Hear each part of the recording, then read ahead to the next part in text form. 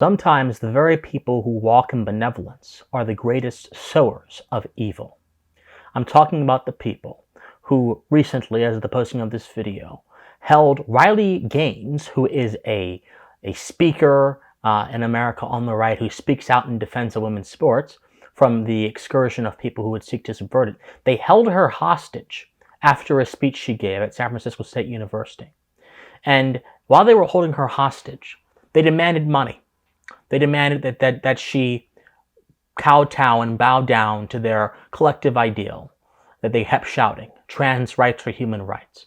Trans women are women. All of these different buzzwords that have come to define the character of the postmodern left in our current day and age were being hurled at this young girl while she was scared, fearing for her safety, in a room in a strange place that she had come to share her perspective. A place that once upon a time would have been considered a safe haven for freedom of speech and freedom of expression.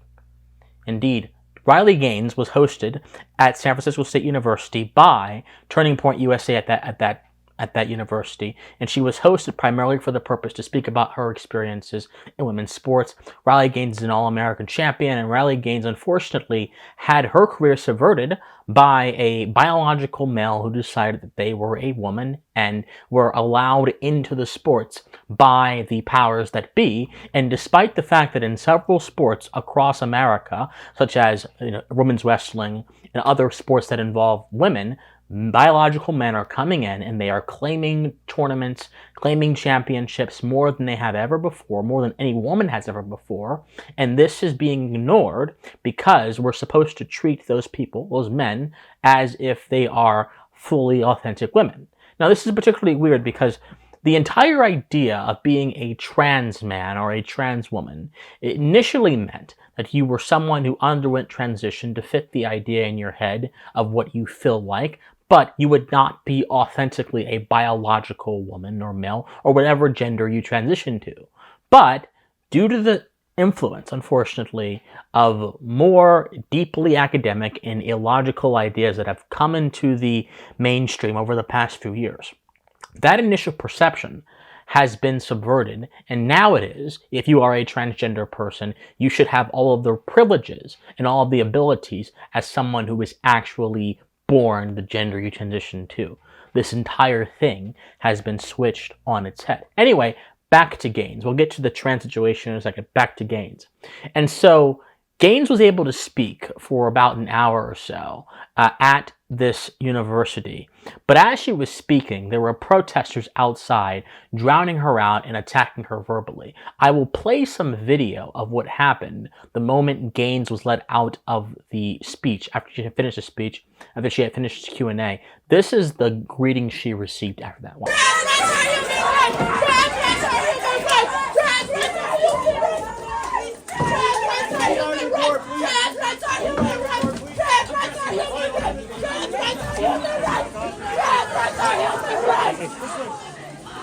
Yeah, you fucking transphobic bitch! I fucking see you!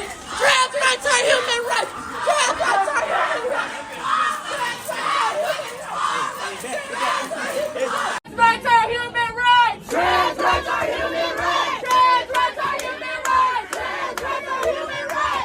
rights are human rights! Trans rights are human rights! Trans rights are human rights! Trans rights are human rights!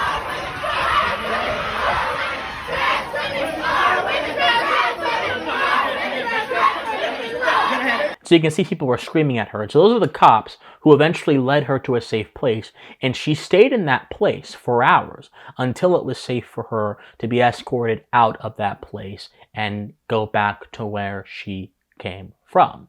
This is essentially the heckler's veto in progress. Now, at the same time, members of the Turning Point USA chapter of that university who hosted Gaines, who had the audacity to host someone who is an iconoclast and breaks the orthodoxy, they were also held hostage as well in that room.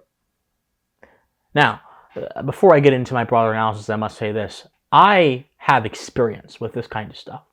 Alex Stein and Gavin McInnes, two people who are very controversial, and regardless of what you think about them, it's not about them. Both of those men were at Penn State University a few months ago as of the posting of this video, and I was there primarily to support Alex, who I consider a friend of mine. And unfortunately, not only did the event not happen, not only was it protest, it didn't happen because there were people surrounding the building, and me and several of the event organizers were locked in a room, and we had to have a police escort to escape through the back of the building. So unfortunately, I am all too familiar with this kind of collectivist heckler's veto nonsense. I'm all too familiar with it. But we have to do more than just be familiar with it. We have to understand where this comes from. On this channel, I stress one thing over everything else. What something looks like and what it seems like, and the initial reaction it gives us, is only secondarily important. What is primarily important is where phenomenon come from. Why do events happen? What is the first cause? What are the ideas underlying the events that happen? And when I look at this Riley Gaines situation, I can only see the result of unsound moral thinking being popularized by politicians who use their approaches in manners that are so improper so as to invalidate their standing in office in the first place. Whenever you hear an American politician sit around and say that we have to protect trans kids, as Joe Biden once said, or whenever you see an American politician sit around and say the government has a duty to give you something, such as a social welfare system, or whenever you see an American politician sit around and utter anything that just goes against the ethos of this country, they have therefore invalidated their position as a politician because the system in which they operate in presupposes certain truths that they are actively going against. So in all honesty, those politicians are subversives that shouldn't be in our midst. But the problem is, America has had so many subversives within our midst come in since the progressive era, and even before then, but especially then, that's when it really ramped up. And ever since then, you've seen the gradual expansion of the managerial state, the gradual expansion of the government into every area of life. And you've seen the ideas that were behind that creep into policy. Now, the idea behind what's happening to Riley Gaines is very simple. The mob was shouting, trans rights are human rights. And they were using that as a basis to engage with Riley, or rather not engage with them, but try to shut Riley down in a manner that one would if they were trying to defend a life. To these protesters who are convinced by false doctrine, they are actually defending life. Now, before I get into this idea of trans rights being human rights, let me say one thing. The mob is the lowest form of intellectual and ideological engagement. The mob simply wants to enforce what they have been told by sinister intellectuals who craft ideas through sleight of hand and use of rhetoric that is dishonest, and then imprint those ideas into the minds of the youth through the university system and other societal institutions that have become sacred cows in our society and are seen as indispensable. Unfortunately for all of us, that status is being removed from the universities, but in the minds of many, universities still indispensable. The heckler's veto is a fundamental violation of one's right to hear. We have a right to speak. We also have a right to hear, because our right to speak can only be informed by our right to hear. If you take away man's right to hear, he cannot speak intelligibly. Therefore, he must be able to speak and hear at the same time so as to engage in the Socratic method and learn more and cultivate a good mind, refine his spirit, refine his soul. But the heckler's veto attempts to stop that that engine of human creativity that we all need to survive and learn, tries to shut that down because the ideas that engine supposedly has are seen as harmful. Hence, trans rights are human rights.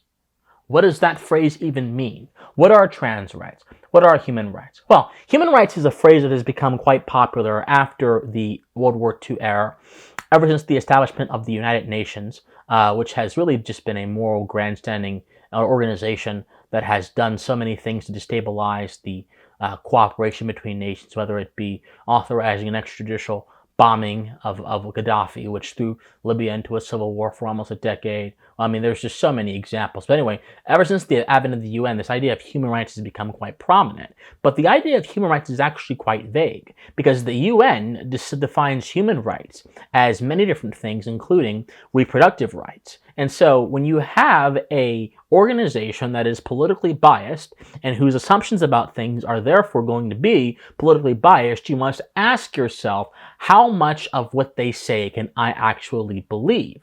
Even if you put the UN aside, it's the usage of the word human rights in certain kinds of literature is also vague. Human rights is sometimes used as a means to condemn certain behavior that shocks the senses and is emotionally disgusting to us, which, by the way, that behavior should be condemned, but it should be condemned using proper language, because if you use improper language, improper ideas become the dominant ideas of the day, and people's conception of rights or whatever other word and definition becomes so muddled beneath illusion, which is why I'm having to deal with this demon right now, because so many people don't know what the heck it means to have a right. So many people don't even know what a right is. So let me try to explain this to people.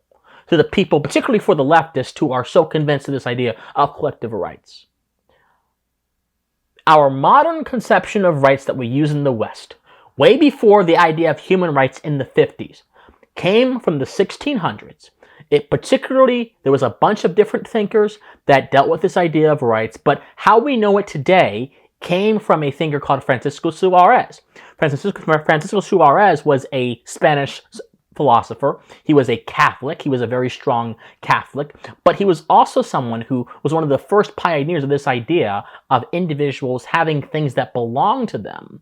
This was called ius uis. That's how you literally say it in Latin, uis. Properties that belong to man. After Suarez came along, a philosopher called Grotius, who influenced John Locke, who ultimately influenced the Declaration of Independence, Grotius developed this idea and said, okay, we are all social animals as human beings. We are all guided by our ability to be social. We are all rational animals. And from all these principles flows that we have to be morally responsible. Hence, we have powers that let us be morally responsible, that are rights. Individual rights, or rights properly understood, are elements of our human nature that allow us to be morally responsible people in a social context. These are elements of our nature that are as natural to us as breathing, as hearing, as seeing. These cannot be edited. These cannot be removed. These are irrevocable. And that is the truth upon which this great nation, the United States, was founded upon. And from that wellspring, the entire West, by example, by proximity to America, has benefited from this philosophically rich conception of moral responsibility and moral obligation, which rights enable us to be in contact with. That's what rights are. Rights are elements of our human being that allow us to be morally responsible people. Rights put constraints on our behavior in relation to others, and therefore enables us to engage in behavior that may not necessarily be beneficial to others, but is not harmful to others. Rights are a baseline by which society must be held, lest it lapse into tyranny. Those are what rights are. Now, as I mentioned, rights inhere in the individual. If you get rid of this idea of the individual, you no longer have a stable idea of what rights are. You have a floating idea, a vague idea, an illusion almost. And that's what the left has done ever since it really has been around in its modern day form. From the progressive era onward, it has effectively tried to eradicate the notion of individual rights and put the idea of rights in the hands of these abstract forces in groups like the common good, the working class, trans people, gay people, black people, whatever. Groups don't have rights because groups cannot be held morally responsible for things. Moral responsibility can only occur on an interpersonal level.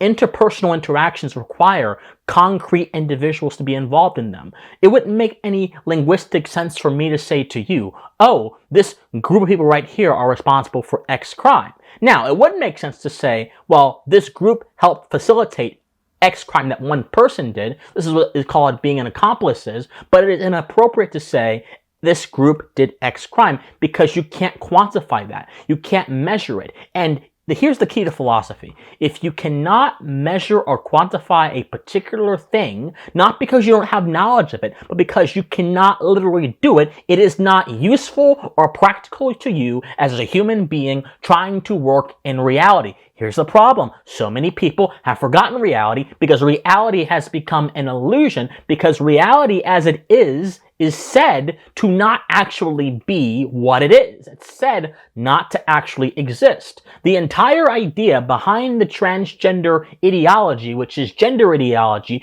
proposes that society has constructed certain ways and identities of being, and these ways of being, these norms, these ideas have suppressed people like trans folks, like gay folks, like black folks from being who they truly are. And so in order to fight back against that oppression, you have to take power, and then you can define what truth is. You can define what meaning is. You can define what it means to be a woman. You can define what it means to be a man. You can define what it means to be black, because it's all social. Everything is reduced to society, and everything therefore is reduced to power and conflict. That is the ideology that was on display when Riley Grimes was attacked. It is a distinctly irrational, a distinctly anti-human, and a distinctly illusory ideology that has taken academia, that has taken our politics by storm, and no one is fighting it at this level, or very few folks are.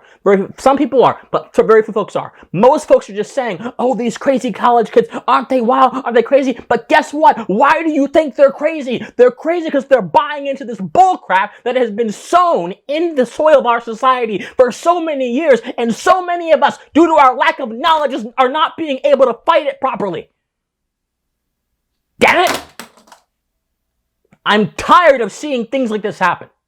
In the 60s, the left was for free speech. In the 60s, you had leftists going out there to speak against the tragedy that was Vietnam, to speak against very real things that were happening in society, the brutality happening towards civil rights protesters. You had so much good things going on. But today, free speech is said to be a threat to the lives of people whose socially constructed existences they are taking back, because we don't view morality in the same way. We don't have this level of moral understanding that was endemic to America a long time ago. We view it in a fundamentally different way.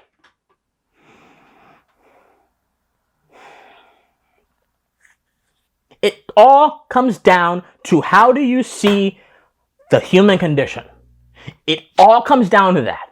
The source of all of our problems come down to the human condition. Is man someone who has a fixed nature that can be influenced by society, but not totally molded by it? Or is man, as Rousseau would say, a good person until society fucks him up, and then therefore society can therefore mold him into being the kind of person he wants him to be? What view do you take? What view do you take? Do you take the one that we have thousands upon thousands of years of testimony, evidence, and witness to? Or do you take the one that has really come about in the past 100 years, that has been shown to subvert society wherever it goes, wherever it shows up, and it leaves you no firm basis for meaning, no firm basis for reality, and no firm basis for achieving the principle of society, and that is justice. Not social justice, but actual justice. Justice that involves giving your fellow man his due, that involves protecting his rights, that involves seeing through to your promises and your contracts. Not justice that involves serving some abstract group that in all reality don't exist and are much more complicated than the picture you are being given every single day.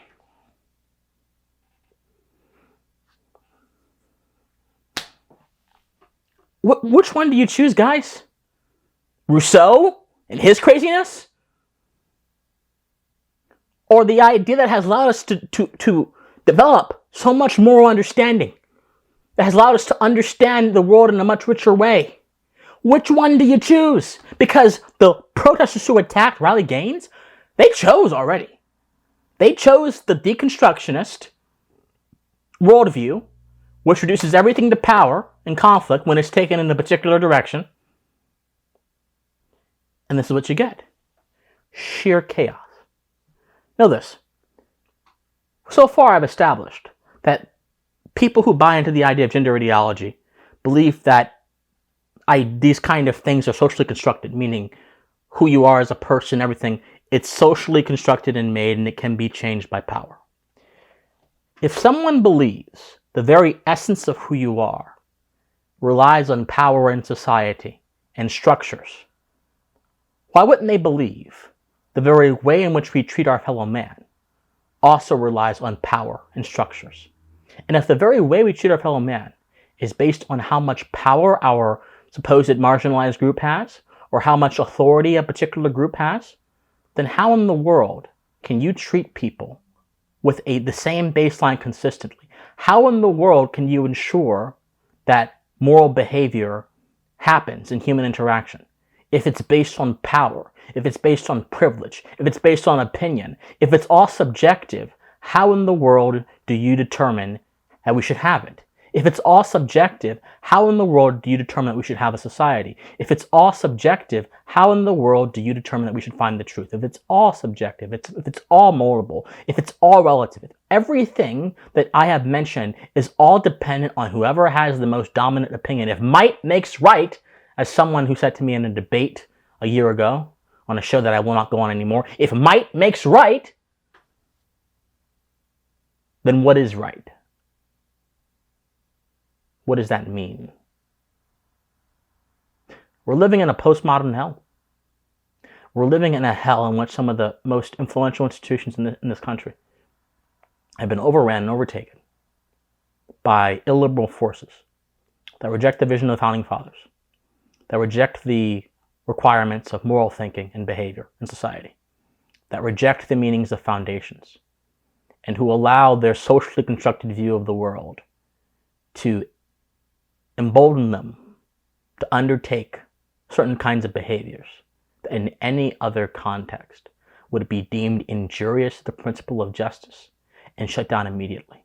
But in our current contemporary context, these behaviors are seen as virtuous, and those who are actually virtuous are seen as evil and threats. Truth has become a matter of not just perspective, but a matter of control. Who controls the narrative? Who controls power? Who controls what's written and what's seen? And we should all be very concerned about that. It's unfortunate what happened to Riley Gaines. She's a brave person. I wish more cops would do their job.